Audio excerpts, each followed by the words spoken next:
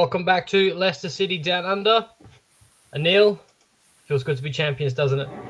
Good day, it certainly does. Thank God we got there. It's such a weird thing. I was thinking, how would you rate the season if you started the season and you said we're going to end up as champions with a game to go on 97 points? You'd have signed up for that all day, every day. You'd have probably said that's a 10 out of 10 season. But in the end, probably wasn't, right? It might even be 7.5, 8, kind of an odd one. But look, thank God we did it. If we didn't, I think there'd have been real trouble. So we can just breathe a sigh of relief. The job has been done and we can look forwards. Mate, what a perfect segue to how I wanted to start this show.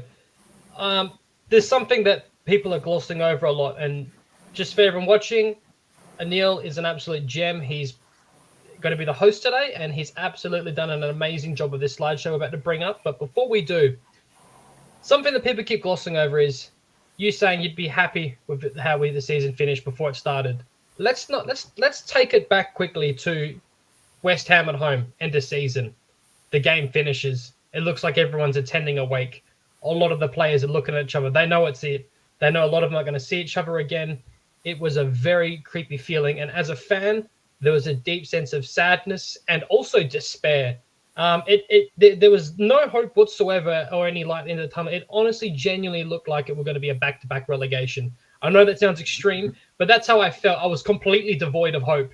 Yeah. And another thing, everyone likes to say Dean Smith inherited a sinking ship and there was nothing he could do. And you could argue, yes, that's true. And it's hard to believe that with the players in the squad that we had. Now, keep that thought and insert Enzo Maresca. Because he had to, it doesn't matter how good of a player you are, we talk about having a good squad. There's something to be said for it's not about all the skills and the body and the speed and everything else, it's the mind. And when confidence is not there and there's a rot and there was a cancer that was proper spreading and it was expedited massively, in my opinion, after that Brentford game at the start of the season with the press conference and then Fofana, Enzo Maresca's had to come into all this and re-strengthen the squad, get rid of a lot of players, and also reinvigorate that faith and belief in a completely new playing style. And he deserves a massive round of applause for that because that is not easy. Definitely will. Look, let's get on to the show. We can go through some of that because we've got some real examples of that. He definitely did. At the end of the day, you can see that there is 3 teams that got relegated, and as it stands, only one of them have been promoted, and that's us so far. So that's 33% chance we're the ones that did it. We did have the highest wage bill, but you've still got to do it. So I think you do have to take it. But look, okay. So for today's show, hello everyone, post-season show. Lots of people are doing this. There's loads of content creators, and we thought let's try and do something a bit different. A lot of people are kind of looking back, doing like a little bit of a review, which is good. It's all fine. We kind of talk about that stuff as well. But go to those channels as well and give them some love. But we want to do something a bit different and look forwards. I think Luke and I, we're always thinking about next season. Then even when it's halfway through this season, which maybe is a bit guilty of because we both thought we were promoted in January, didn't we? When we had the little slip, but that's just how we kind of work. So we wanted to go on a little bit of this. So, yep, fantastic. We're champions. What a great image that was to see. Love to see Sharky lift the trophy. On today's show, then there's a few things that we want to kind of go through. We want to look at tactics and give like our review of it. You just mentioned it there, Luke, that Enzo completely changed the playing style. I think there is some pros, some cons. Some people love it, some people hate it. Ultimately, it's been successful. Will it work next season? That's something we've got to discuss, and that is going to be part of our next season thoughts that we talk about. We're also going to talk about keep, sell, loan. So we've got a lot of people in our squad. A lot of people got their contracts running out. Should we keep them? Let's talk about them, do a bit of an analysis. I think it's on a lot of people's minds. We're also going to talk about player of the season. So we didn't say we have a look back, but I think one person is due for it. We wanted to also ask each other what we thought. And then we're going to look at areas to strengthen, although that might be on the second part. So let's get underway and let's look at the tactical review, the verdict on Enzo Ball. So first and foremost, I think everyone knows this by now, but let's talk about how we actually play. So we have this very interesting system because our tactics change when we're in possession and out of possession. In the Championship, most of the time we're in possession, but not always. So we technically start the game in a 4-3-3 with Ricardo as technically the right back, although he very rarely spends time there. But on paper, that's how we line up, and you see that in the graphs before the game. However, what actually happens when we get playing is we shift into this formation. So we have a back 3 We have two holders, which is Ricardo moving to sit next to Harry Winks. Then we have 4-man midfield of 2 wingers and 1 striker, which is Vardy. Those 3-2-4-1, you would call that. And this means that you have a kind of 5-5 shape, they call it. You've got 5 defensive and 5 attacking. And the idea of that is that means that you can kind of get an extra man when you're going for the attacks. And you've just about got enough people when you're defending to be able to cover it, although you are having to kind of make some cynical fouls, shall we say. Harry Winks is, let's be honest, the Fernandinho of the Championship. If you look at the amount of fouls, it makes a lot of the opposition teams getting very salty. And it has pros and cons. So why is he even doing this? So what he's really doing here, if you think about it, is that Mads Hermansen steps up to essentially be a second centre-back alongside Vestergaard. And that means that we can push a man forward. And it means that we have a spare man.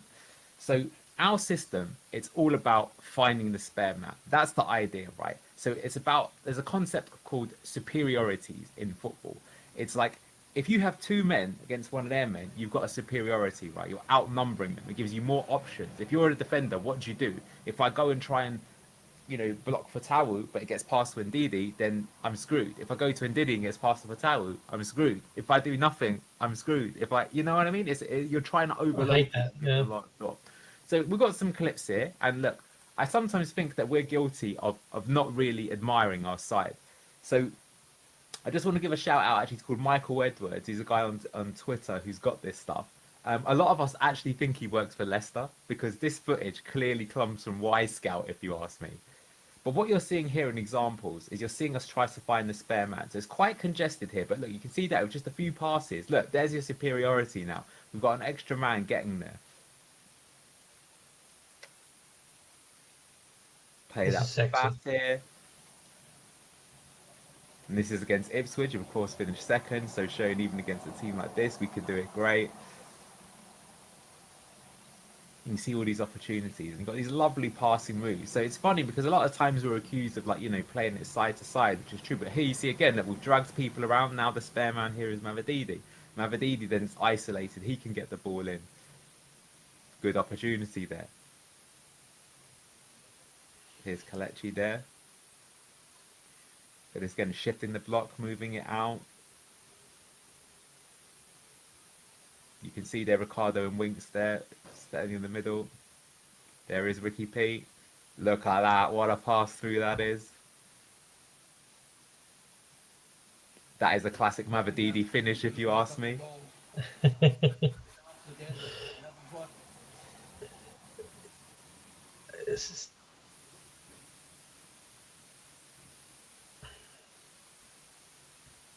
This is us at our best.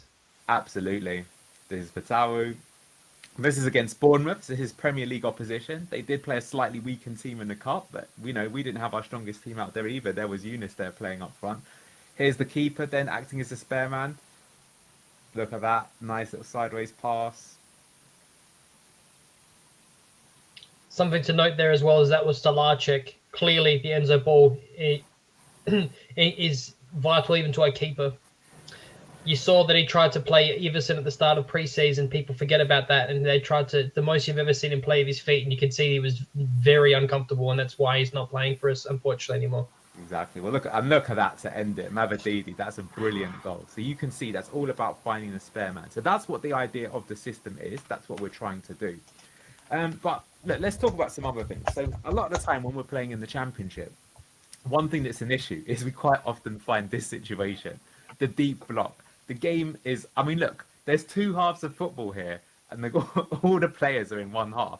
So many of the games that we played were like this way, where you've got a 5-4-1, people completely sitting back, and it's very, very difficult to score this. And, even though we won the title, if you look at some of the games that we dropped, like Plymouth, Millwall, Bristol City to some extent, teams will sit back and park the bus, and it's one of the most effective tactics you'll ever see in football. It's very difficult to stop. But we do have some kind of tactics. And I do remember that at the start of the season, I know that I, for one, was excited for Enzo because Enzo studied under Guardiola. And Pep is, I think, the master of understanding how to beat a deep block. So here you go. Look at this. This is us. I think this is against Preston. And look how deep they're sitting. They're not moving. They're just like, you break us down. And so we're trying to manipulate their players out of positions into space. And here we managed to do that, as is Ricky P. Again, look at all their players are back. Every single Preston player is within 30 yards of their own goal. So how are we going to break them down? And we break them down through this slow and intricate play. It gets played to Ndidi. Lovely cross. Look at that. Lovely tapping on the back post. There was Patson Daka here. Ooh, footage for this one's not too great. This is against QPR. This one's maybe cheating a little bit, but I still we should see the goal. And the reason why they had a man down. So they were really defending for their lives. They didn't count on Harry Winks doing that. Boom. Boom. What Goal a of the finish season. that was. So yeah, that's something that our tactic allows us to do. And I find it interesting that if you look at Southampton and Leeds, who were the other two teams who didn't get promoted, that, I think that they struggled. If you look at Leeds, for example, they actually beat us and Ipswich twice, which is quite impressive. But they dropped points to Rotherham, they dropped points to Millwall, they dropped a lot of points to weak teams. And why? Because those teams just sat back and they didn't know how to break them down. So the next thing I want to talk about is the high press. This is another thing of our system. It's kind of funny. When Brendan Rodgers first took over Leicester, we really pressed up quite high. But in latter seasons, we started to get quite bad at it. And that was a bit of an issue. So, the concept of the high press is to block passing lanes, push them back. And I've got some great examples here of just how effective this was for us over the course of the season. So here we are. This is against Norwich. They're trying to play it out from the back themselves. They're getting swarmed. We win the ball back by Fast. Look how far up the field he was. And out of this opportunity, goes to Dewsbury Hall, who should have shot but didn't. But luckily, Mavadidi's on form. And look at that, another tidy finish. This was against Southampton. I think this was 30 seconds into the game. So showing our intent right away.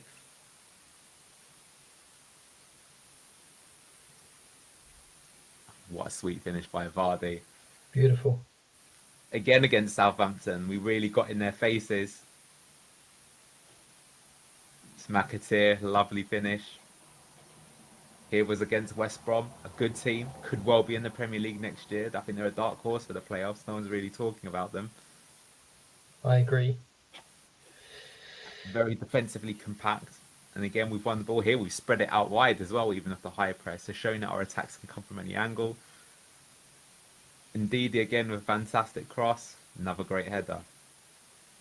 So you could go on this over and over and show many examples. But this shows our kind of style of football. So again, when we're talking about Enzo, what a great job he's done. I feel he's done amazing. He has changed the way that we've played. We've gone for a very complex tactical system where we've gone from 4-3-3 to 3-2-4-1 in possession. We keep control of the game. That's what he tries to do. We try to break down deep blocks. We're able to beat teams in many different ways. And we play a high press. Now, also, I think what I want to say is that sometimes we do it a bit different. So sometimes we get it forward, as Neil would say. It was a long ball, Fatal into Daka, score. And I think this is he doesn't get enough credit for. Like, where's the plan B? But we definitely do have a plan B. I will say, I think to give some people credit, that we didn't do this initially, but as the season progressed, we did start adding a few more strings to our bow. And I think why I wanted to show this is kind of leaning into next season. So next season, we're going to be playing teams that are way more superior to ones in the Championship. That's just a fact. So if you look at Burnley, what worries me is that their style was amazing in the Championship, and yet they're most likely going to get relegated. But why I think there's reason to be optimistic for us is that I see signs from a structural point of view that suggest that we can still compete in the Premier League quite effectively. And look, that might just be like a long ball going forward, but the point is that there are many teams in the Premier League that will try and play that high press. So we have a keeper who has excellent long passing. Or here, look, that is going forwards quickly, but that's still all on the ground in terms of making the opportunity. And so that shows you that we can carry a threat when we're direct if we need to, but we can also control it. If you look at Ipswich by comparison to us in the Championship, and they had an amazing season, but their games are a lot more chaotic. Right, they gave up 54 goals this season. They scored the same amount of goals as us, which is impressive, but they gave away way more chances. And that's because their style is a little bit more about trying to transition the ball forwards as fast as possible. Whereas with Leicester, we are more willing to take our time to make that opportunity. And that is done so that we can try and keep the games from being less chaotic and avoid the transition. And we're going to get to that because that's one kind of reason that causes the problem. I also want to talk about counter-attacking then, because this is an important part of next season, I feel also, which is that if we're going to be under the cosh for long periods of time, well, it's always useful to be able to do something like this. This is Steffi Mavadidi. We break on Southampton. They might be suicidal. Well, look at that. He scores, but we had 3 men there that could have maybe put the ball into the back of the net. So it shows us that we were always carrying this counter-attacking threat in the game. And that's going to be really important to us going next season, because I think a lot of teams will be a bit disrespectful. One thing we do have to be a bit careful of, though, with the Enzo style is it's not all, happy days. We did have a bad spell. And why did we have a bad spell? Well, one way with the thing that we play is that if you're having like a bad day and you can't get the ball in, sometimes there's the problem that you can get caught on transition. So even though we have 5 at the back, let me just play that again. Sorry. Just so you watch it right from the beginning. So here's against Blackburn. Eunice is on the ball. He loses the ball. And just because of that, because our defenders are so pushed up, Sammy Schmodix just can look at that. He's celebrating before he's putting it back of the net. I wouldn't mind Sammy Schmodix at Leicester. Just want to point that out there. I think he'd be very good in our system. But yeah, that's the thing, is that when you push so many men forward, you're going to get caught on the transition. And I feel that, like, in the Championship, we got away with murder, if I'm being honest, because there were a lot of teams who had opportunities against us, but they couldn't take it. Why couldn't they take it? Because they didn't have the quality. And in that particular example, Sammy Schmodix was the top scorer in the Championship, so he wasn't going to miss. But when you're coming up against Mo Salah, Bukayo Saka, Phil Foden, players of this, I hate to say it, but even Mudryk is a step above people in the Championship, right? That's just a fact. So that's something we've got to watch out for, and it might mean something we have to think about going forward.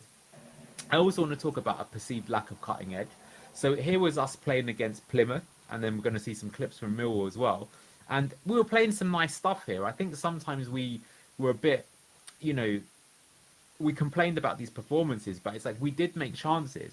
But I guess what you could say is that did we make enough of them? And ultimately, in both these games, we didn't score. And, these are pretty weak teams. Daka should have scored that. Oh, my goodness. That one was really, really bad. But it's like, what happens on those days when you kind of don't get in? And I think, because it'll be interesting to see, which team does better next season out of Leicester and Ipswich. And, Ipswich are probably going to start with a 6-point head start on us, I would imagine, because of PSR. But I think one thing you have to really give them credit for is that how many times I've seen them in games that they would concede the goal and then they just go up and score another one right away.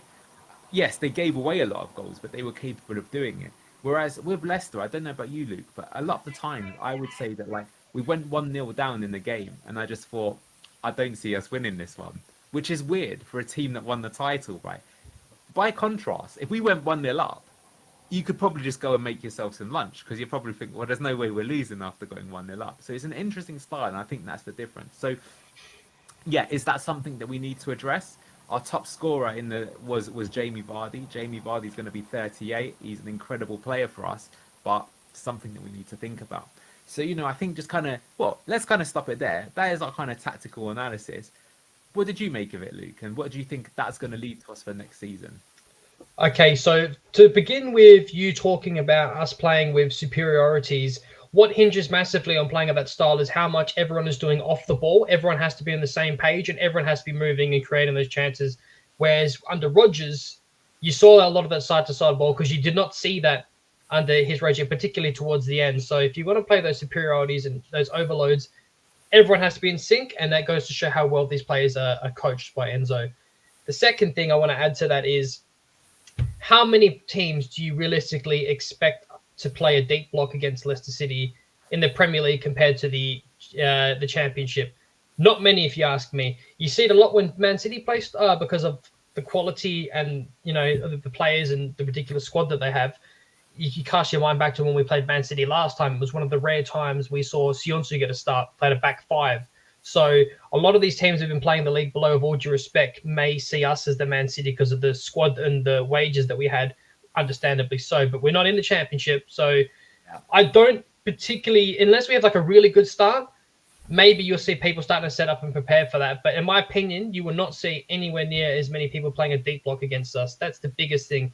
As for the counter-attack, I wouldn't say so much that we need to have a plan B. We definitely saw some tweaks, as you said, towards the end of the season, because we have an identity and a playing style. We switch our formation in possession and out of possession. But other than that, Enzo wants, as you mentioned, control of the ball. You could say they're a lot slower, like you said, than Ipswich because he wants to control the ball. We can come undone with that. But in my opinion, you don't want that being too convoluted with too many different styles and ideas. He has a playing style that he wants to adhere to. It's his first season, and I think he's going to build upon that in the transfer window and also the next season. He's had a full season of his guys now, so I think that moving forward, it's going to be a lot better. Yeah, I definitely agree. I think your point about the deep block is very interesting. I can only think of two teams that I think will set up that way. Those two teams are Everton under Sean Dyche and Nottingham Forest now that Nuno Espirito Santos is there. I think one problem is though is they're two of the teams that we've got to beat to stay up next season because they may also start on minus points and they it's going to be a much more competitive season next year. It's kind of crazy how the three teams that went up were so poor. Like one team was literally given minus 10 points in Everton and they're still safe with 2 games to go. That shows you how bad those teams at the bottom have been. And Burnley, by the way, spent 100 million on players, which is a bit of a worry. I think that is one of the problems, though. They had too much kind of chopping and changing between the 2 seasons, and some of their star performers in the Championship weren't retained. But I think that's a very nice segue into our next section. So we have a squad, we managed to get up, but the status of that squad is quite uncertain. So, just taking it here, this is from a site that I found on here. Now, this allegedly has some of the contract information of our players and when their contracts expire, etc., etc. There's obviously, this is unlikely to be 100% accurate, but I think you would probably find this is fairly accurate. I think some of these numbers do make sense. Like we do know that Jamie Vardy's on 140k because that has been reported in the press. I think Ricardo being on 80k is not a surprise. I would imagine he even took a cut actually coming into the Championship to do that.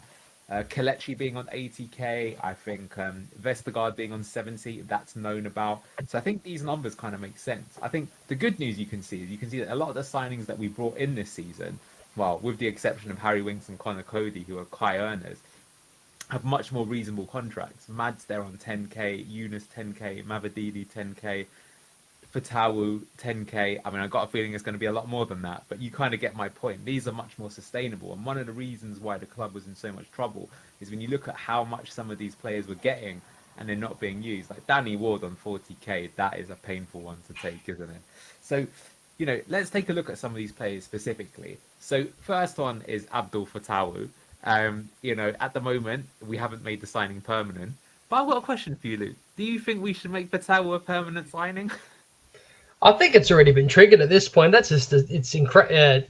Yeah, obviously the biggest question to me is how long do we sign him for? Because he's one for the future. I don't think we'll hang on to him forever, and it's one that going back to our old model of making money of players and moving them on and reinvesting into the squad, particularly of younger players. Exactly. This one was allegedly made by Martin Glover and his scouting team. So that's really great to hear that we've got someone like that who can find us these players. So I'm sharing some stats here from FB Ref and also from Who Scored. And this is crazy. For a guy who was 19 at the start of the season, 20 halfway through it, his average rating in the end there of 7.73 is crazy. It's crazy how consistent it was. I love here how they break down players' strengths and weaknesses. And in weaknesses, it says player has no significant weaknesses for Tower, which is probably pretty strong. Strengths, key passes, dribbling, aerial duels, which I think is underrated sometimes for a winger. That's not something that Riyad Mahrez was good at. Crossing, holding onto the ball, passing, through balls. And he's in like the top 10th percentile for many, many stats. A really fantastic player.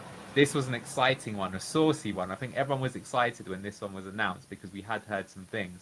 But what a great player he is. And I agree. And I wouldn't be surprised if he could be the new talisman. That's what we're really looking for. Vardy has not got long left in him, maximum 1 season if he signs on. We need someone else to take over the mantle. Dewsbury Hall, in some regard, might be that player too. But, we need someone to get the crowd off their feet. And Fatawa was that man. Okay, but maybe now more of an interesting one. Eunice Ackland. So just before asking for your opinion, here I've got his kind of like overall ratings. And it's kind of mixed. You can actually see that in the various positions, he was kind of hit or miss. If I compare him to Fatawu, I think what was interesting is he does have some weaknesses here as well as strengths. So let's talk about that. So he says strengths, holding onto the ball. I'm not sure about that. Passing, yes. Key passes, yes. Dribbling, probably to some extent. Weaknesses, aerial duels, definitely the case. Crossing, maybe. Finishing, definitely. I remember that time where he was 1 yard out of goal and didn't shoot. and also defensive contribution, allegedly weak. Look, I will say that Yunus, it was an interesting one where he actually played in two positions, and actually in the end he ended up playing more as one of the number 8 as rather than one of the wingers.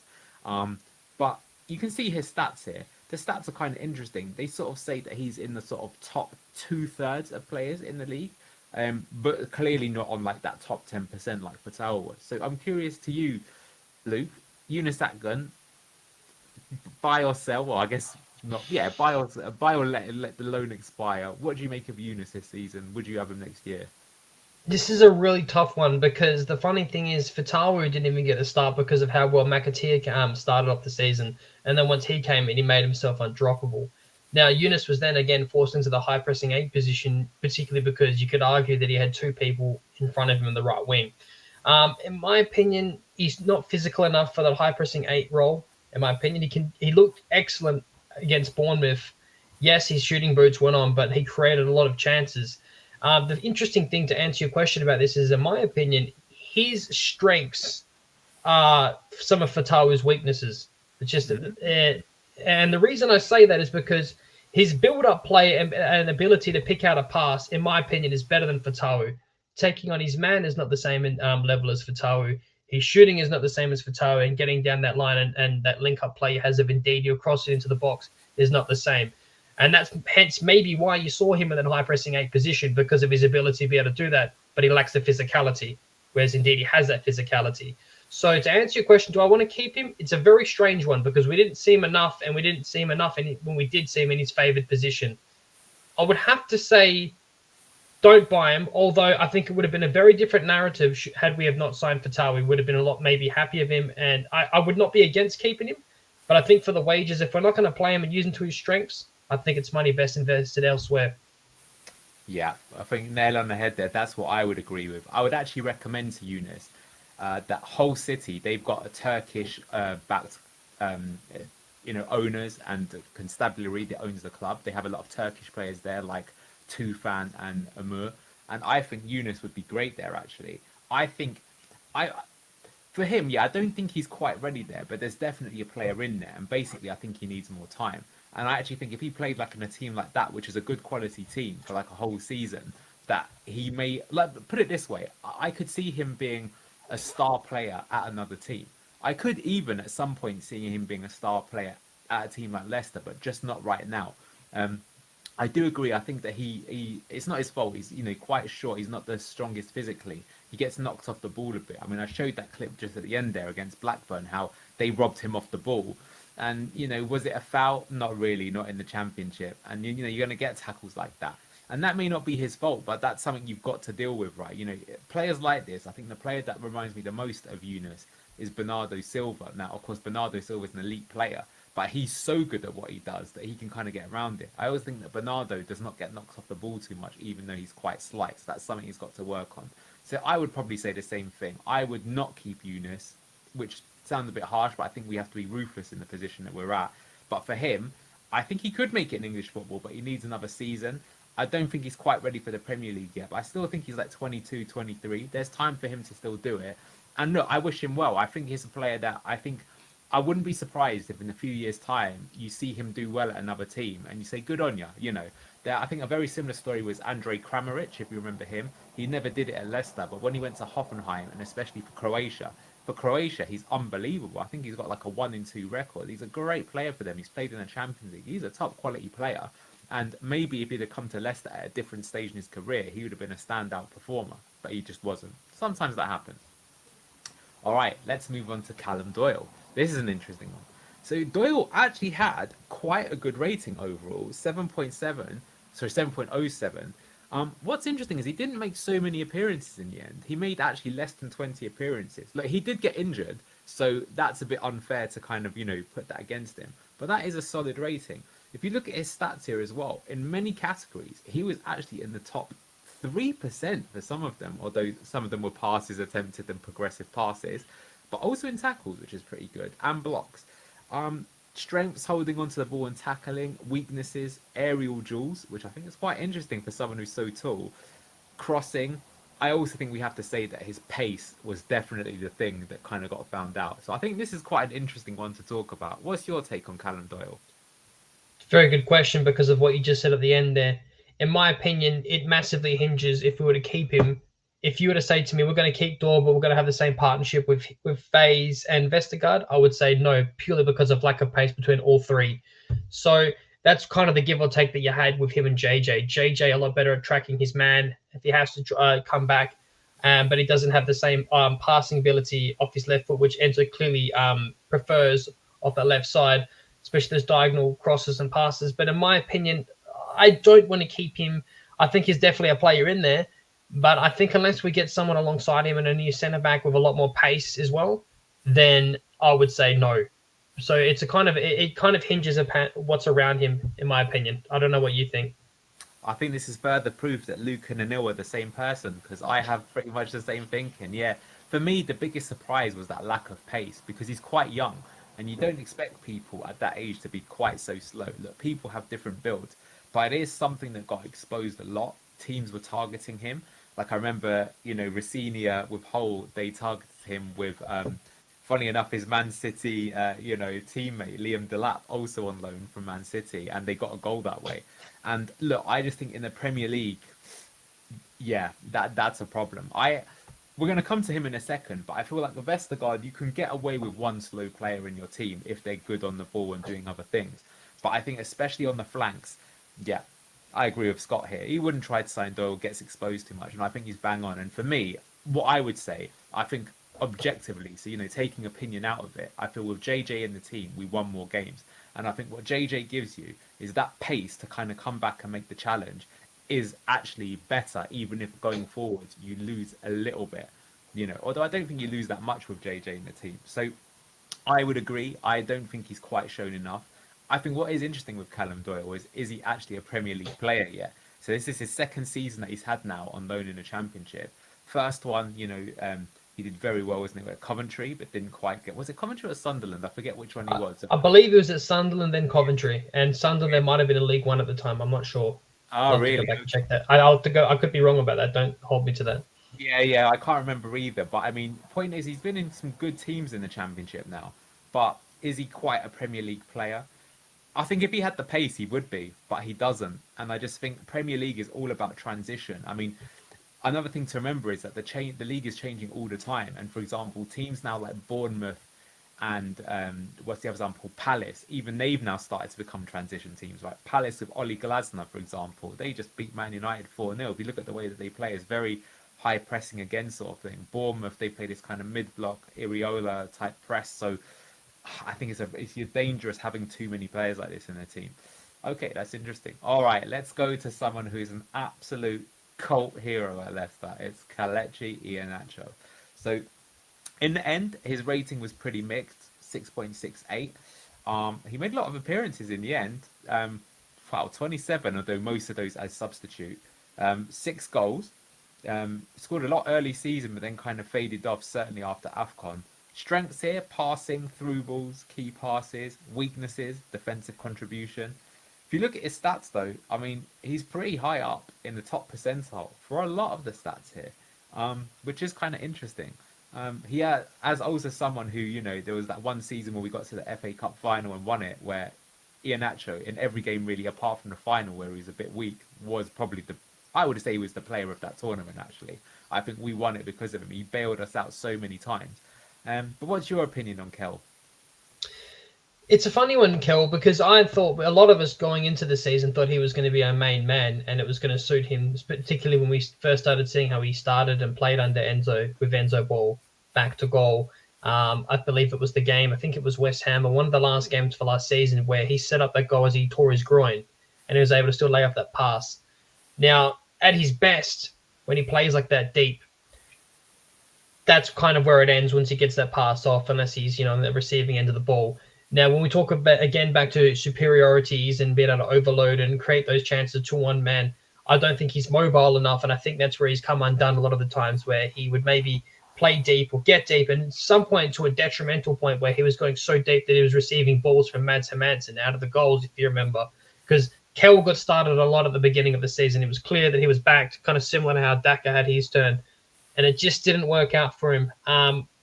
I wish him all the best moving forward, but I just don't think that he's the man for us, which is a shame because I would have told you the complete opposite about 6 months ago. Yeah, agree with you. I mean, everyone thought coming into the season that a style that relies upon a false nine. We showed some of those clips at the start of the show that he'd really excel in it. And to be fair, he was involved in some of those, so he showed that he can do it. Um, I think another big thing of Kelechi that doesn't really get talked about is that he's just so inconsistent. It's like I don't know if you've played Football Manager, but they actually have like a consistency rating. I'm not sure if they show it on screen or it's behind the scenes, but it's like Ian Nacho would probably be like 1 out of 20 on consistency. It's like he can have a brilliant game and the next game be awful. It's really quite frustrating. Like especially now that he's mid-20s. Comparing to like Fatawu. Fatawu was pretty much good every game. He had one or two where he was not so good, but generally speaking, he was good every game. And that I think is a real problem because if you're basing your team on that and you've got a player who you don't know if they're going to be, Maradona or, Jim from the Sunday League football, it's hard to kind of base your team on it. He's on high wages too. It's a weird one. Ian Nacho is one of those that, like, especially when he broke through for Man City as a 17-year-old, a lot of people thought he was going to be the next Premier League superstar. And a lot of people thought him coming to Leicester was like a really good idea because Vardy was probably going to move on and he'd take over as the main man. And then hilariously, it might end up being that Vardy outlasts him. That Vardy is just inevitable. Crazy. On everybody. So I think I would agree with you, but he will definitely be a player. Oh, go on. Can you bring up that comment again? Sorry, mate. Yeah. I didn't want to interrupt you. Just got saying, let Ian Nacho leave. I don't think he's what we need because could do with getting his wages off the bill. Don't think he's a bad player, but definitely not mobile enough and not spaciously aware. Man, I really agree with what Scott said, and I think he sums up the sentiment as well. I was going to say that he is definitely a player that everyone will look at fondly. He's actually been linked with Aston Villa, crazily enough. Maybe because they just want a squad option and like PSR's kind of catching up with them. So that'd be kind of odd if he goes there. But I think he's a player that when he returns, he'll definitely get given some applause. But I agree. I think it's time for him to go. Right, next one. This is an interesting one. Wilfred Ndidi. So Wilfred was reinvented in his role here. You can see in the end he's got 6.98, so almost 7 for the whole season. 4 goals, 4 assists. If you look at where he is though in some of the categories, he's in the top 10th percentile for a lot of stats here. For goals even, for shots, for assists, for expected goals and assists, for touches in the attacking penalty area, for progressive passes, for progressive carries, he's pretty high up there. Strengths, according to who scored, aerial duels, ball interception, blocking the ball, not a surprise. Weaknesses, concentration they put. But what I will say is what's interesting is in the weaknesses column, there's not finishing, it's not passing. So, sometimes I feel that people who, well, I want to speak for you. So what's your opinion on Wilfred? This is a huge asterisk for me. It really is because like we don't know, like it's kind of like a leap of faith if we were to sign him or not if he were to be played in that position. If we're talking strictly of this new reinvented role, yeah, sure, it would be really nice to have some higher pressing a position that maybe could use a set piece taker or a more, they've got that cutting edge in front of goal. You won't see him as confidently take a shot from outside the box, or like he doesn't have that natural instinct in him as much as some of the other players in that position, purely because he's been playing as a sixth all of his career. But his ability to win the ball further up the pitch and get some of those crosses in, and he has been on the receiving end of some of them for some decent headers as well for some goals, is invaluable. Like it's very valuable. So I kind of was hoping you were going to answer this one first because I really don't know where I feel and stand with this one. Oh, that's interesting. For me, it's a definite yes. And the reason why it's a definite yes is, to be honest, I think here's where the stats really help. I think if I was to look at that from a scouting profile, I would be bringing this player up to Enzo immediately. Be like, hey, Enzo, I found you this. I think this guy could be your high pressing 8. Look at his stats. And then you'd look at the footage. And I think Enzo would be like, yeah, I can work with a player like this. So I think definitely. Now, don't get me wrong, because the 4 goals and 4 assists compared to Kiernan Dewsbury Hall is just completely on another planet, is what KDH's stats are. But I think similarly to JJ, my observations is that the team always perform better with Wilf in the team. And I think that our biggest period of drop-off happened just after AFCON when Wilf was out of the team. And then he came into the team, but he was clearly not fit. And I think those were some of our worst games. I think when Wilf was fully fit, him and Dewsbury Hall, we were winning games over and over. I think there's something to be said of, will he be good enough in the Premier League? But Wilf's a Premier League player. and some of those strengths are still going to be there. Perhaps we need to sign another 8, and maybe he's not the starting 8, he's more of a rotation option, but that's fine in itself. So I think if you think about it, if you were to sign an attacking midfielder who's Premier League quality, how much are they going to cost you? I mean, you could be talking 20 to 30 million easy. If Wilfred Ndidi, it's you give him wages and it's a signing on fee of 2 to 3 million or something like that, I think it's obvious business, easy business to do. So I think it would be a danger to let someone like this go. And I think the stats just showed that he was one of the best players in the division, underrated, and an easy one to keep. But that's my opinion. So, yeah, go on. I just want to quickly pull this up. I definitely want to keep him at the very least. Maybe do what Maguire did, give him a new contract of a release clause so we can get a return for him, because that's another conversation to have later about how many people similar to last season are out of contract that could be walking for nothing, which is clearly a problem. But Scott's put here, definitely keep Ndidi. Yes, he has injuries, but man, mountain, and so good at providing opportunities. I agree. He's a team player as well. I think he's very important. Okay, next one. I would call this guy revelation of the season, and it'll be interesting to see who we pick for player of the season, because this is someone who could be in the contention for it. It's Yannick Vestergaard. So in the end, 6.99, so almost a 7-point rating. He actually got into the second tier podcast team of the year in a sense of that position, which was interesting. Strengths, passing, and concentration. Interesting that according to Who Scored, he has no weaknesses. I think we all know what the weakness is. It's pace. But the fact that they've not put that in a column, I think suggests that that didn't cost Leicester much across the season.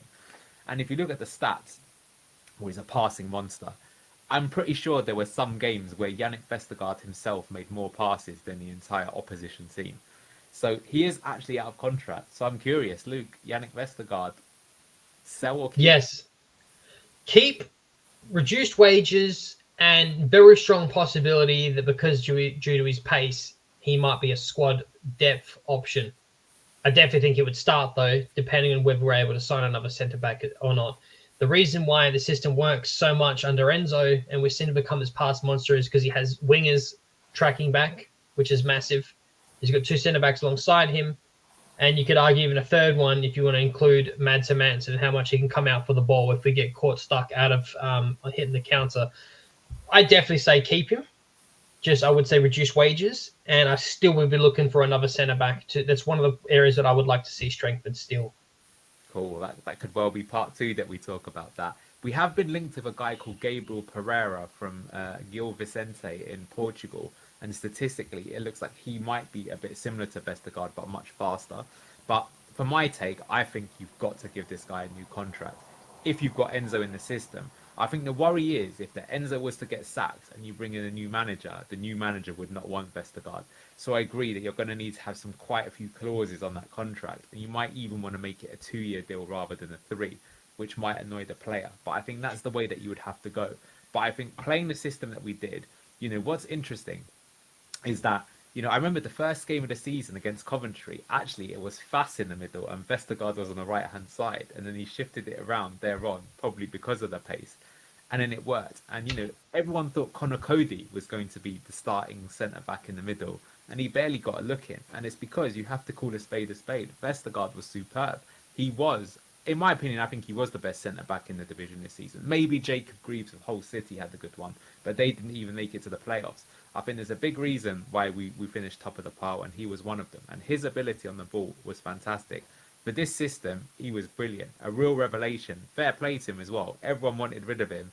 Everyone was getting frustrated with him. His wages were on a crazy amount. So to be honest with you, I can understand why he didn't leave if he was getting that much money to sit on the bench.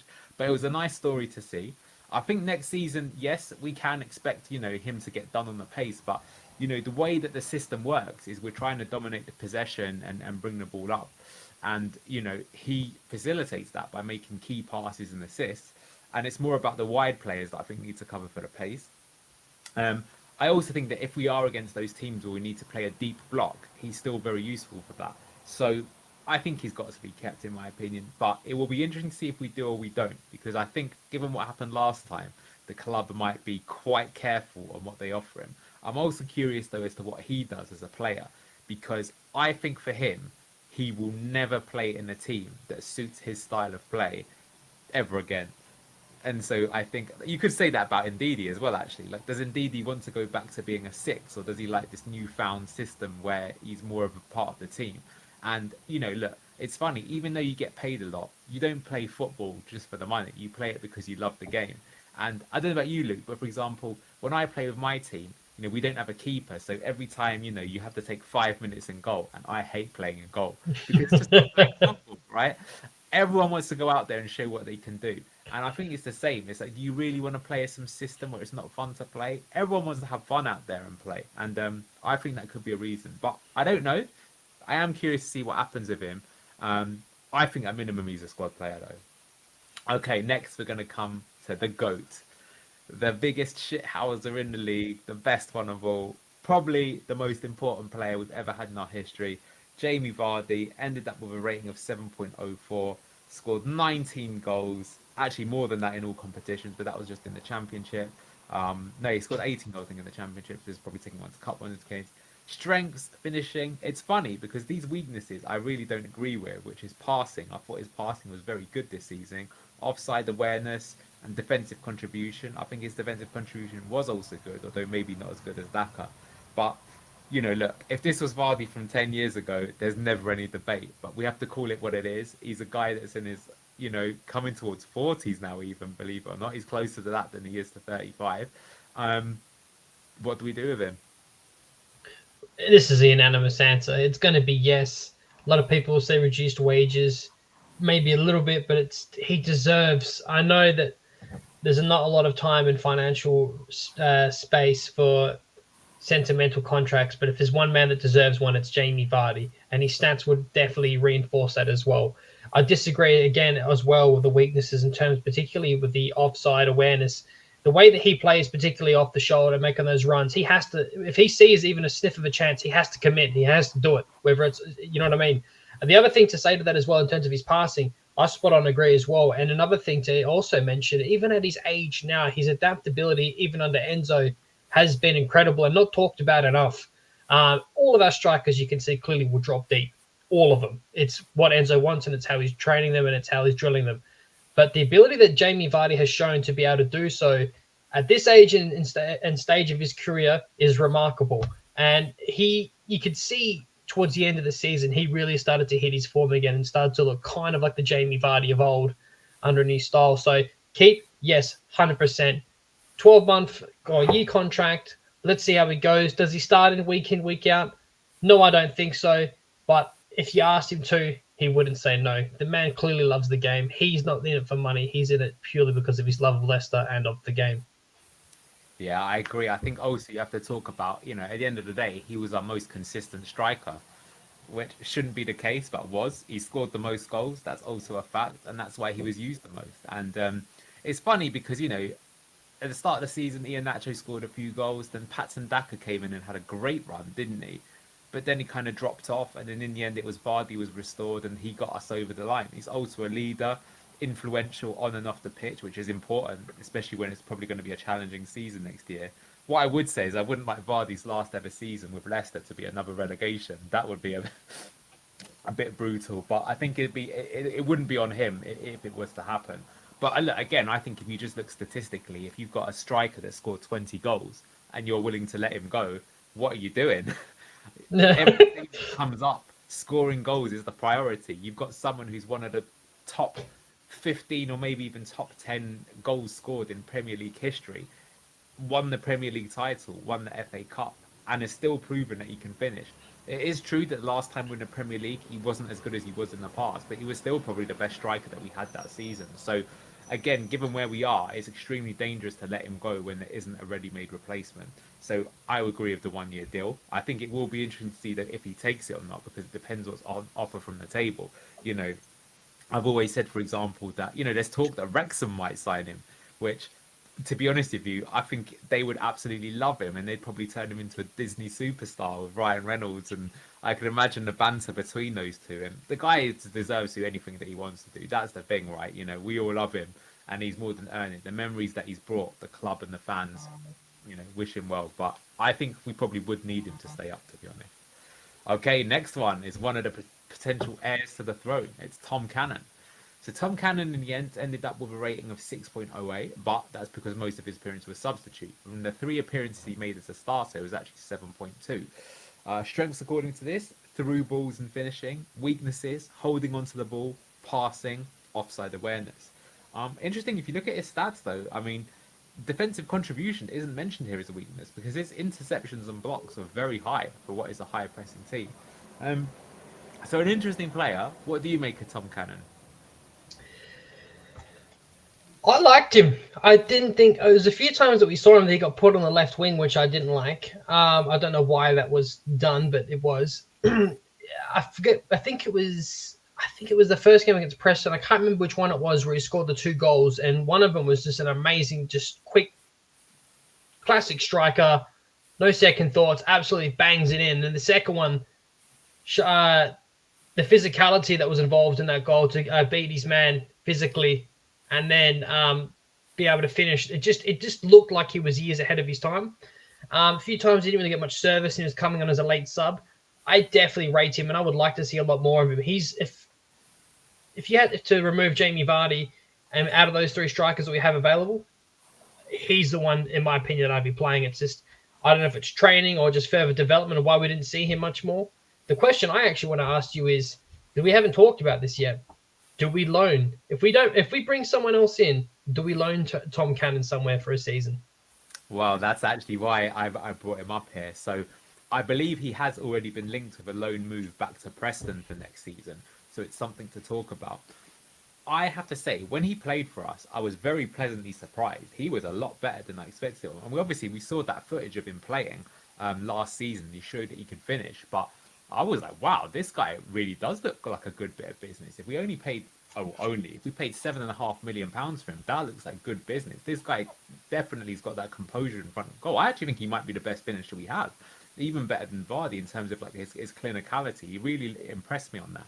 But I think if you're going up to the Premier League, you know, a guy that's only scored 2 goals all season, you can't be relying on that, not as the starter. And we know that one of the options off the bench is going to be Vardy. So what are you going to be doing with him?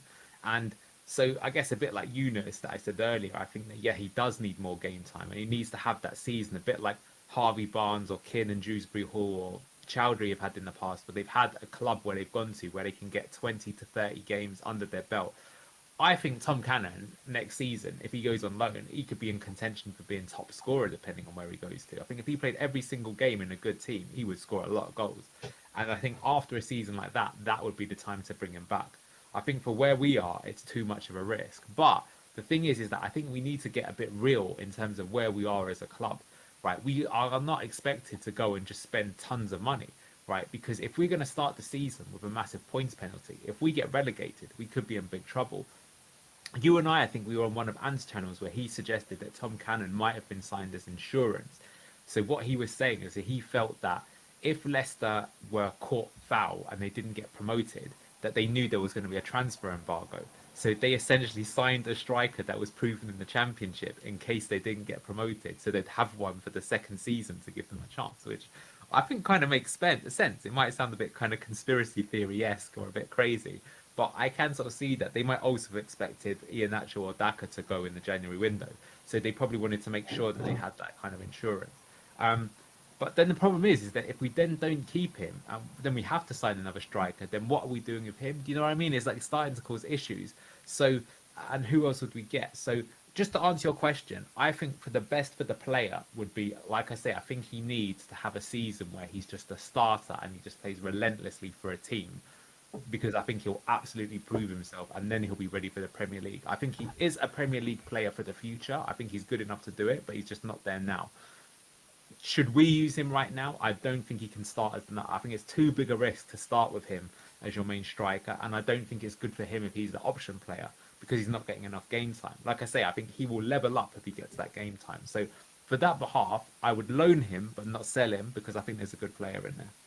What's more important to add to that as well is if you look at like McAtee, how he wanted, I think Pep wanted him to come to Leicester. I think it was McAtee, but he went to Sheffield to get Premier League football.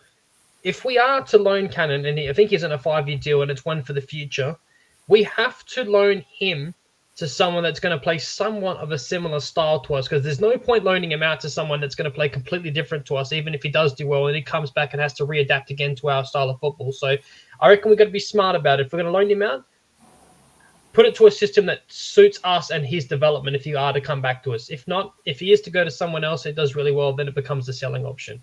And then what are we doing? So that's, I agree, loan. If he's been linked with Preston, we'd say don't send him there. But funny enough, like if you look at some of the managers that came in mid-season, even teams like Sheffield Wednesday and QPR, they changed their style to be much more of the kind of style that we play, like front-footed football. So I think even teams like that he'd be better suited for. Sunderland, maybe. But teams that go, well, not Sheffield United, funny enough, because they're getting relegated. We wouldn't give him to him, for example. So I agree with you there. I actually haven't got him on here, but let's talk about Patson Daka then, because talk about him. I'm just going to add him to my presentation right now. What do you make of Patson Daka? Is he someone that we should keep? No.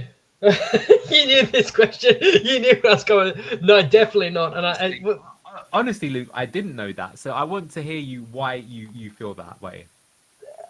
Okay, look, I feel like if you would argue and play devil's advocate for the sake of it, I can imagine you saying to me, it's what he does off the ball and his ability to draw, because we're all about drawing people out of position. And with his pace, being able to draw that centre back, what Patson Daka does, even off the ball, is he enables our wingers to have much better games, in my opinion. Now, but he is just absolutely, again, woeful. And I know he's a confidence player and he's very lacking of, but for the time he got given a decent run under Brendan Rodgers and he never cut it. And also, a lot of his goals were tap-ins. Granted, he had to be in the right place at the right time, and good on him, and he's scored every penalty that he's had. But other than that, he's not reliable, nowhere near reliable. And for the wages he's on, definitely not. And I think we tried to put him in the shop window. We gave him a run because of injuries and chances before AFCON. He did well. Then he fell off a cliff. And I don't even think he scored a goal after AFCON. So that's how serious it is. And we gave him a lot of football time. I think you could argue that he almost had more football minutes on the pitch than Vardy did at one point before he started getting backed again towards the end of the season. Now, are we going to be able to move him on for the wages that he's on? I believe he has 1 year left. I don't know. He was linked with Bournemouth before, I believe, just before the transfer window ended last. But now, with how much time he just got, and the run of games he got in a league below and not scoring, may be difficult. Unless someone fancies him, we might be stuck with him next season just because we can't move him on. And is that your nightmare scenario? Do you know what? This is one that I'm really torn on. So I've just brought these stats up now, and I think this is important because it's quite interesting to see him. So he's got the you bring up that comment. We'll talk about that in a second. So in the end, he's got he's talking about the camaraderie with the African players, but I don't think he's ruthless enough after all the chances he's been given. Yeah, questioning the finishing. So in the end, he's made 24 appearances total, and from his 18 starts, he had 8 goals and 6 assists. That's 14 goal contributions. That's pretty good, and his rating was 6.93. I think what's very interesting here is that substitute appearances, of which he made 6, he had 5.93, i.e. stinkers. And that is quite bad because that suggests that coming off the bench, he's not so good. Whereas if I go back here and look at, let's say, Cannon not so good, but Vardy, for example, as a substitute, got 7 goals, right? You know, that's showing you what an impact player can do. And I think this sort of stuff is important to kind of consider. If we look at his percentiles, though, he is strong in a lot of areas there. You look at his strengths, key passes, he did get good. I remember that Birmingham game where he was finding Mavadidi. Finishing is funny because I don't think that's a strength of his. I think that's actually the thing that he really needs to work on. Through balls, long shots. It's a tough one. If I'm trying to think objectively, right, just using data and looking at this, it does suggest that this is a player that you might take a chance on, right? Because he's showing in a small amount of games that he's got high goal contributions. Statistically, he's in high percentiles for a lot of areas here.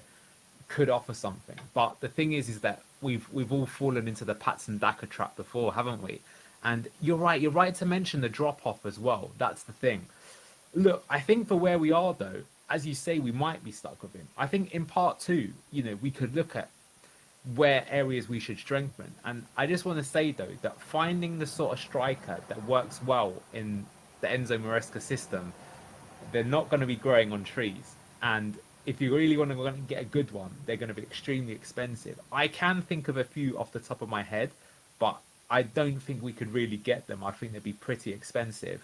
One that comes to mind is Porto have a player called Evan Nielsen. I don't know if you've seen him. He's a Brazilian player. He's great at holding the ball up and doing link-up play. But I mean, that could be a 60 million player. I don't see Leicester City signing a player like that. Do you know what I mean? Um, at the same time, if we go into the season with Patson Daka as your starting number 9 and Vardy off the bench, is that a team that can stay up? Oof. Especially on -6 points. It's a tough one. It's difficult to say. So I don't really know. I think that again should be part two. Like, what areas would you prioritize? Because normally it does have to be said that teams that go down is because they don't score enough goals, right? Teams have even stayed up on negative goal difference before, but teams that only score like 20 to 30 goals, they got no chance. They'll never stay up. So it's an important position to look at. We'll come back to him in a minute. Okay, next one, Dennis Pratt. So in the end, he kind of came on and even started quite a few games towards the end.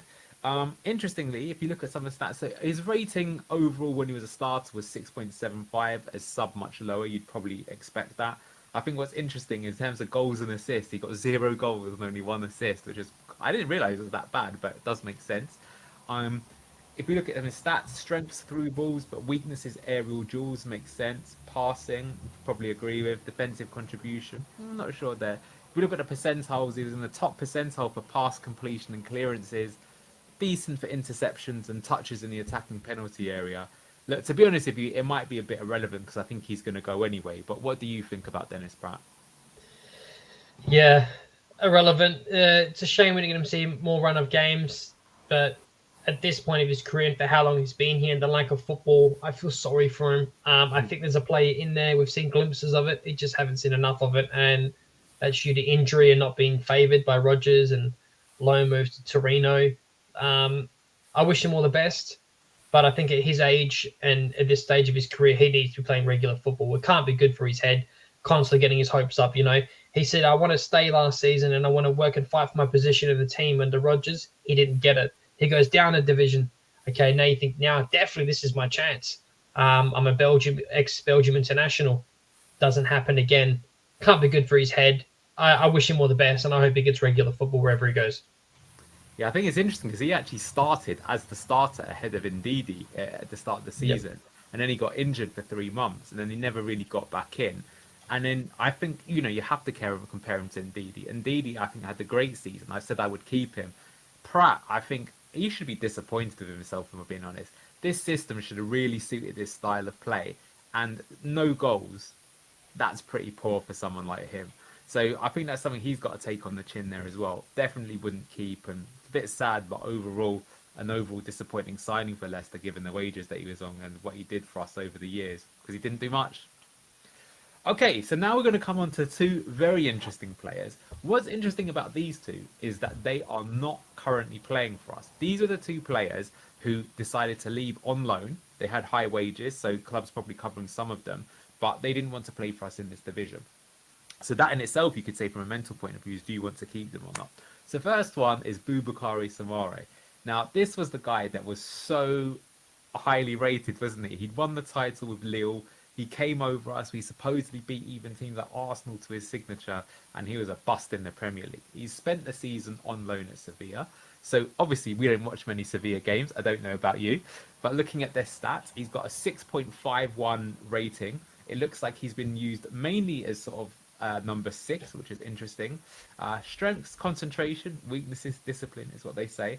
I will say one thing that I find quite shocking here, which is that if you look at his percentages here, man, they're not the greatest. That said, looking at them and to give him some fairness, if he's being used as a number 6, then of course he's going to be in the bottom percentile for shots and assists and goals because he's not been asked to get up there. He's been asked to sit and hold.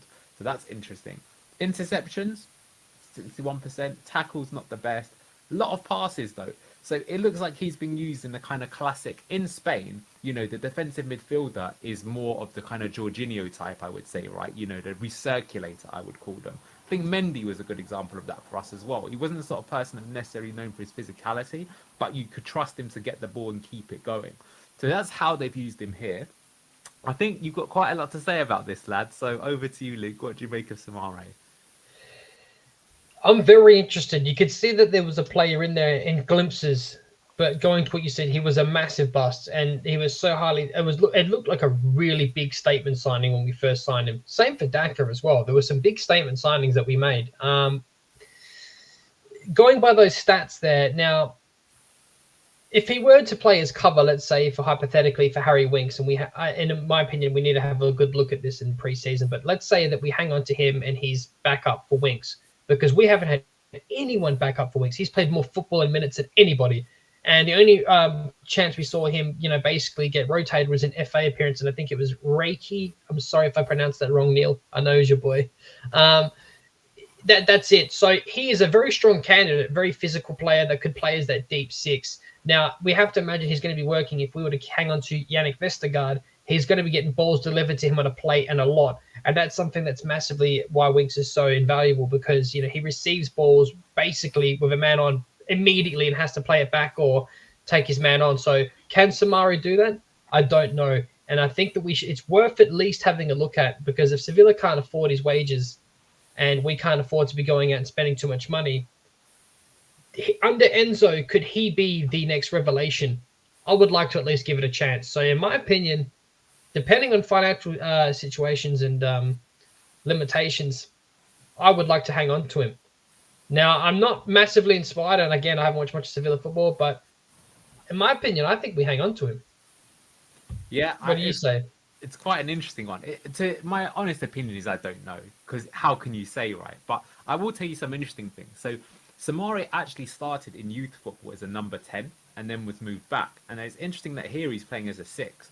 So when we signed him, he was described as a hybrid of between Tielemans and Ndidi, right? Which was kind of an interesting way. I mean, in the end, he was nowhere near as good as any of them. But supposedly, it's someone who's got the physicality, but is also pretty decent on the ball.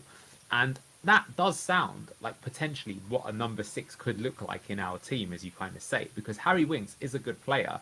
But just to call a spade, when he was in the Premier League, he didn't stay at Spurs, because even though he had a good season, essentially they also tried him as a defensive midfielder and it didn't work.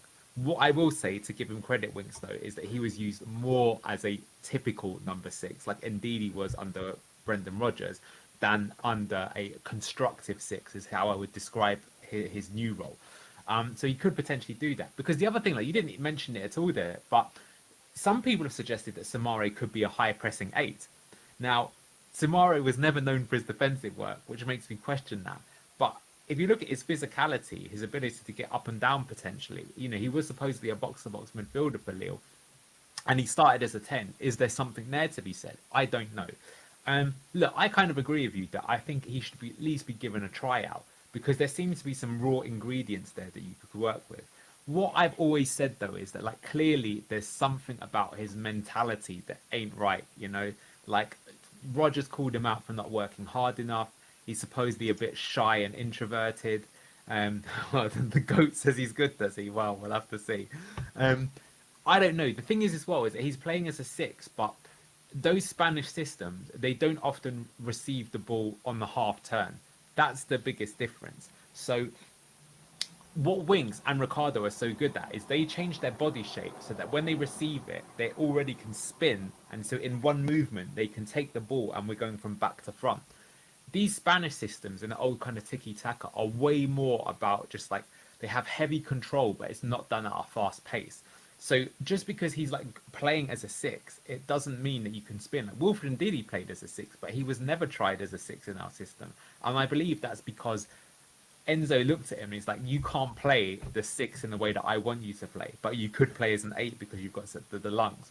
So I have a feeling. So look, Sumare has definitely been a trap in the past. We'll have to see. We'll go back to that one Spartak Moscow game that, Patson Daka scored 4 goals, but I have to say Sumare was absolutely elite in that game. He was incredible. That's the best performance I've seen in him. They've definitely seen potential for him. Even under Dean Smith, there were some games where Sumare looked okay. So maybe you could get a tune out of him.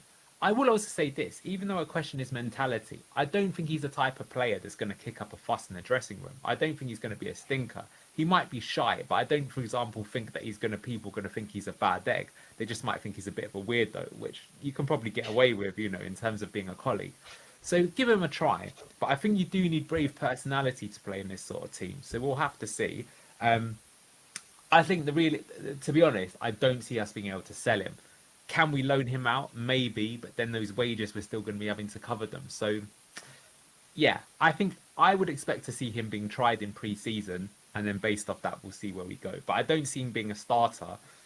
If I'm being honest, though, if I compare him to, say, Vestergaard, who is in a similar position, one thing I will say about Vestergaard is I think Vestergaard did have a good mentality. I think he didn't want to give up, and he wanted to show the fans what he could do. I think Samare's not that bothered. So, we'll see where that goes. All right, final one for this segment. Another interesting player, Victor Christiansen. So he's been on loan at Bologna, and oops, I've got the wrong stats for this. So let me just correct this because I've got Samare's stats there, which is doing him an injustice. Bologna have had a very good season. He has been used more as a kind of traditional left back, but I will say that they've got one of the managers in Thiago Motta, who is expected to become the new Juventus manager. So that probably tells you a lot about what their season's like. And I'll just bring this up quickly, so because otherwise I'm going to do you a dirty, Luke. And yeah, You're right, mate. Here we go. So now you can see what his stats are like. So for Bologna, he's played exclusively as a left back. 6.73 ratings, pretty good. No goals, but 3 assists. But strengths, passing, tackling, concentration, weaknesses, crossing. We look at his stats. Here's what's interesting, especially for an Enzo system. He's in the top 20th percentile for attempted passes, completed passes, and progressive passes. He's got great stats for blocks and decent on tackles too. So, Mr. Luke, what's your opinion on Victor Christiansen? My opinion is when he first came, he was excellent at getting Barnes involved in the game. He was superb about bringing him into the game as well, because Barnes could go missing sometimes if he didn't start off early. He's a confidence player. The problem is Barnes never tracked back, and he could often leave Victor exposed. Now, he was one that I thought that would, especially retrospectively, I think could have played very well. In fact, I would much prefer him than Doyle as the back three on that left-hand side. I think he'd be brilliant, especially with Mavididi in front of him. I think he could be utilized a lot more effectively. I think the problem is now that they've qualified for Champions League, Bologna, I think he's probably going to stay there. But if you had to ask me, and if I could rule the iron fist, I would actually, if we could talk him into, being passionate and keen about staying in the Premier League, he is one that I would definitely like to see. Because then again, we don't have to spend money if we're not to sign Doyle. And we could have JJ as a rotation option, although I think we actually are going to sell JJ, and we'll talk about that later on another episode. But for today, I actually think keep Christensen. I liked him when he was here, and I think he could actually adapt quite well to the Enzo system. What do you think? I agree with you. Again, we're the same person. I think if you look at the statistical profile there as well, I think what's really interesting is he's so high on progressive passes. So that's the one thing you could say about JJ is that he gets the ball, but he doesn't maybe find the crossfield ball like Callum Doyle could do. Callum Doyle has definitely got a good passing ability to find space and stuff like that. Well, clearly the way that Thiago Motta's using him is that Christensen's capable of doing that. I think the way that we play, this perceived lack of being able to cross doesn't matter because we're not really relying upon, we go more for the underlapping run rather than going for the direct cross. We know that he's physically quite strong. It's kind of funny. I thought when we signed him last season that I thought he looked a good player. And I think it was unfortunate if you're expecting a 19-year-old who's come from another country midway through a season where you're having a terrible season to bail you out of trouble. I get it. He was one of those signings that was more the Leicester of old as someone who's got high potential and resale value. And I still agree with that. I do also know that I think, though, that at the club, I believe there was a bit of a clique. And he didn't fit in with the clique, and I think that they felt bad about him taking Luke Thomas's position. I haven't even put Luke Thomas on here, but I'm guessing most people will say Luke Thomas is, shouldn't be at Leicester, even though he's just gone and played, for Sheffield United, one of the worst teams in Premier League history. But clearly they took issue with the fact that Luke Thomas was put out of the team, even though this guy is clearly a better player. So look, I think the one thing I'll say about Bologna is that I don't think it's as set in stone that he'll go there as you think he will, because that's a lot of money for them. And yes, they are in a Champions League, but if their manager is going to go to Juventus, then look, I don't think Bologna are going to get into the Champions League next season. Put it that way. I think they're bound to have a downturn. But they still might think that if they sign him, they can make a bit of profit on him. I agree with you. I mean, I kind of think if that is a potential issue with the team, that bringing him in would be perfect. And it's a shame that he hasn't been able to play there all season, because I've got a feeling he would have been one of the better players in the team if he'd have stayed there. I understand it from his point of view that, like, yeah, if you've literally been bullied at work and your team's got relegated, you might just think, screw this, I don't want to play at this club. So I really don't blame him if he doesn't want to be here. I think he was very badly handled. But I think that he's got a good mentality. Like, I really love this kind of, getting stuck. Yeah, me too. To me, and I predict this guy's going to have a good career at minimum. He could even have, like, he's going to be the left back, but he already is the Danish left back. He's going to be there for years, so he's going to have that experience too. So I think he's going to be a good player, and I mean, it's a shame that it hasn't worked out. I think it was a good signing by Glover to get him, and it was just a bit unfortunate that we got him when he did. Do I think he'll stay? I'd probably 70-30 that he isn't. But I could see him somehow arranging that. But to be honest, if you're given the PSR, we might be desperate to sell who we can. And so actually, maybe 70-30 is being a bit generous. Nah, I think he's not staying with us. Shame. Right, that's it for all of those ones. I mean, is there anyone else that you want to mention there quickly? I didn't talk about, I mean, Luke Thomas, Harry Suter. Who else might go? Suter doesn't. Cody. I think Cody's going to be a squad depth player. And again, the same argument with Cannon as an insurance. I think Cody's one of those as well. Whereas if we can't sign anyone, if we have an embargo. But then again, we didn't expect to see. There's no way that like Enzo would have. If we brought in Cody to begin with, like Vestergaard was not a planned immediate starter. That had to have been a genuine revelation to Enzo as he learned on the job. But Harry Suter, just a quick mention, shout out to him. I feel sorry for him. He hasn't done a lot wrong. I just don't think he fits our style of play. But then again, he's not as poor on the ball as you could say FaZe is at times. He doesn't have the same driving runs forward. I think just move him on for the money's sake and for his own career. I don't think he's done anything wrong, and I wouldn't be disappointed if he was in the team. But I just think that it's not right for the lad, to be honest with you. And as for who else was it again that you mentioned? And Thomas, just this sounds so harsh because he's a Leicester lad. I just don't think he's ever going to cut it in Premier League, or even you could even argue like barely scrape by in a lower end championship team. I think that's where his ceiling is. Sounds harsh, but do you know what? With Thomas, I think he made a big mistake going to Sheffield United. I think actually, didn't he go to Middlesbrough on loan in the end? He did. He went, yeah, Sheffield didn't even want him in the end. So he's just gone from being crushed in a relegation side to another one. It's done him an absolute disservice for his confidence. And that, like you said, a huge mistake. Feel sorry for him, but there's no use for him in the squad. Yeah, looking at his stats here, didn't have the best season for them either. So that's kind of interesting. So that's on there. And look, just quickly, you mentioned that you would sell JJ. So what's all this malarkey about? I'm not liking the sound of that. Never am I. We talked about this a little bit off air the other day, me, you, and Neil. Okay, I really want to hang on to JJ. Don't get me wrong. I like him. He was on the verge of breaking into the England side before he done his Achilles. We brought in Doyle, and at first Doyle was heavily favoured over JJ. It took a while for JJ to even get a start, if you remember, to the beginning of the season. If Doyle didn't get injured, do you think JJ would have been integrated into the side as much as he was? No. Now okay, you're right there in that regard. But what I can say is, thank God that he did, because maybe we wouldn't have had such a good season with him there. 100%. But then the question lies: was that a revelation of itself? And also, was Enzo just making do of what he had? Because if the plan was always to have Doyle in that position, having a left-footed centre back. He is a player that we could definitely get a decent wage or some money in for. He's a player that someone would be keen to have. So that's the only reason why. I'm not saying we're looking to sell him or I want to sell him, but for that question that I just hit you at the beginning of the season is a reason why maybe he gets moved on.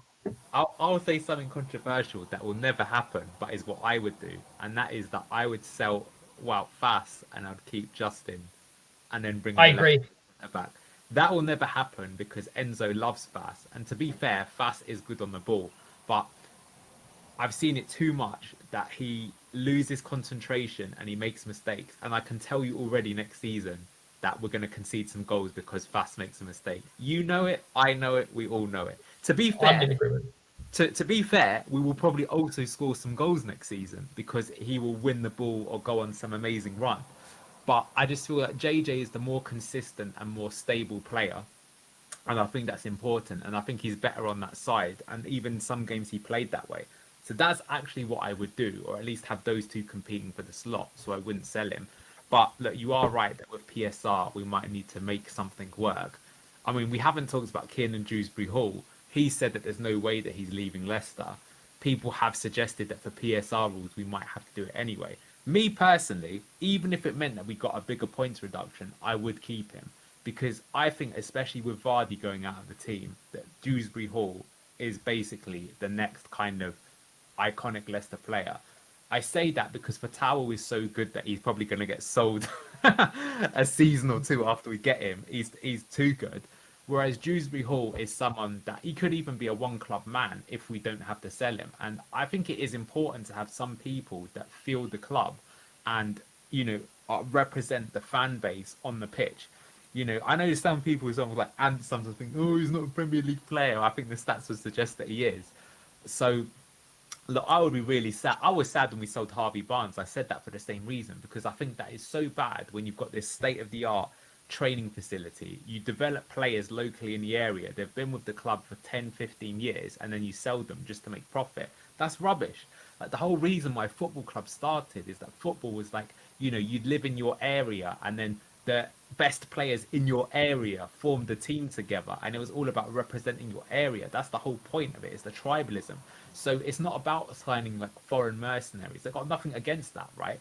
But I'm just saying there's got to be something like that. So I hope we don't, and we shouldn't, in my opinion. But you never know. I mean, when we get onto players potentially coming in, there are potentially players that are coming in. That's going to be on episode 2, just because I'm mindful of time. So look, let's wrap up today with an interesting debate. We said we wouldn't look back too much, but I think this is worth doing it. And it was player of the season. Who was the top Fox? Now, actually, Kiernan Dewsbury Hall won both of them for the official awards. He won both the Players' Player of the Season and the Fans' Player of the Season. I've got my choice, but I'm actually not going to go through mine. I'm going to ask you, because we know spoilers, that I think we have ended up voting for the same one. But who have you gone for, Luke, and why? Okay, so and this is again where we're in sync. If you had to ask both of us about 4 to 5 months ago, we both would have said Harry Winks immediately. Yeah. And we also still might, so spoiler, it's not Harry Winks, very close shout out for second. If you had asked us, if Winks had been injured, like Ricky P went missing, I think maybe very sorely would have been, again, our first choice because of how evident we are heavily reliant upon him. But my answer for that reason is when he went missing, Hamza was sometimes a liability, sometimes brilliant. But the answer is Ricardo Pereira, and I'll tell you why. Because not only is he playing a very, very difficult position as that, inverted wing back, right back, whatever you want to call it, he's also been a high pressing 8 on either side. And in fact, either side for both positions. So that's technically almost, you could say 4 positions that he's played and played it well. And again, going back to the start of our video, when we first start 3-2-4-1 or 4-3-3 out of possession. And that massively, he is the man that is changing that formation, which is crucial, and tracking his man and his runner as well as getting forward. That is not an easy thing. That is very, very undervalued. He has been superb. We always knew he was superb, but he's not been injured, touch wood, and he's been, again, back to his best, playing multiple positions. So for that reason, Ricardo Pereira is my player of the season, and I believe he should be permanently given the captain's armband. Oh, that's a whole nother conversation for episode 2. But for me, Ricardo Pereira, and I just want to quickly throw this in here, just sneak this one in for you. The most underrated player of the season would be Mads Hermansen for me, and we can talk about that later if you want or another time. But for me, Ricardo Pereira, shout out to you, mate. You're an absolute beast this year. Yeah, well, funny enough, Mads would be my number 2, but it was Ricky P for me too. For many of the reasons you said. I think also when you're talking about player of the season, the word consistency is the most important. You could definitely make a shout for some other players. I think there's a strong shout for Abdul Fatawu, but Fatau got sent off against Coventry, did have some kind of poorer games. Winks for the first half of the season was absolutely incredible, but during our downward slump, for whatever reason, I'm guessing the reason was he just played too much football. That's my honest opinion. You know, doesn't matter how good you are, to play every 3 days is tough. He went off the boil a bit. Mad's super consistent as well. He did have one game where he made some poor errors when against Norwich where he gave the goal away. But generally speaking, he was a revelation and another brilliant signing, and I think goes under the radar. But I think, yeah, in terms of consistency, look, I think when we lifted the trophy, there were 3 people that lifted it. Jamie Vardy, Mark Albrighton, and the other one was Ricardo Pereira. And I think that says a lot as to maybe what people think about him. I think Ricky had a brilliant season. Now, look at these stats I've got here. Here's what makes me laugh, is just because of the amount of positions he has. He actually has, look, about 7 different ratings here because he played at left back, right back, went out of position. He's played in central midfield. He's played at like wide right. He was used as a number 8, as he said, on both teams. He scored goals. He got assists. Look at his strengths: passing, holding onto the ball, tackling, ball interception. No weaknesses. This system only works if you have a player like this, and it was amazing. And I've said this many times, and I'm not even kidding. I actually could see someone like a Ricardo playing at Man City, which might sound crazy. I don't think he'd be their starter, but I think someone like Pep would look at him and be like, I could trust someone like that to play in my system and understand the role. And you have to be a very clever player to even understand what you could do. Here we go, some of his other stats. I really wanted to give him his dues. Look how high it is. And look, what I love about this scatter plot is that it's everywhere on everything. It's basically just saying that Ricardo is good at everything. That is incredible. Good at passing, good at progressive passing, good at intercepting the ball, good at blocking. He offers a threat when he's on the ball. In the top percentile for basically every single stat. A complete all-rounder. And finally, I've got some of the clips of Ricky P being an absolute beast. So this is one of my favourite goals here. Again, a bit of finding the spare man. There he is there, Ricardo, drifting into the 6th position, but he's going to carry the ball. He's bringing it forward. Lays it off to Fatawu. Return ball, boom. Bro! Great. End to end. Here we go. He's been used here now as one of the players. There you go. He's dropped. Well, that was for Patson, and Patson has played it over the top. Yeah, so that was my clip for Ricky P. There are many more that you could share, but he was an absolute beast. And yes, that was my choice. I put your choice as a sheep because you copied me. So there you go. So I'll tell you what, on Ricky P, let's leave it there. I think this has been a good episode. I think the second time we do this, what we should do is look at the squad and think about where we think we should strengthen and why. Otherwise, I think, as you said, the word of the day is this stream's been a revelation. I hope you've enjoyed it. It's a good look back. I enjoyed it. And overall, maybe just some closing thoughts. I think we've got a good manager. I think we obviously brilliant to get promoted. The other 2 teams haven't been promoted yet, so it really shows you how big a risk it was. I think next season is going to be extremely challenging regardless of how we do it. I think we're going to be in a relegation battle, but I think in some ways, knowing that you're in a relegation battle going into it is more different to the season when we went down because we weren't expecting that. I remember the last time we got promoted from the Championship, our first season back, and everyone knew what they had to do. They got behind the team. They knew it was going to be tough and challenging, and we stayed up that time. So can we do it? We don't know really. I think it will be very interesting to see pre-season. What are your closing thoughts, Luke? Spot on, agree with you, mate. Again, my closing thoughts would be, let's not forget everything that I said at the very beginning of this and what Enzo had to do. He's had 14 games at Parma of not being back to the players he needs or a pre-season.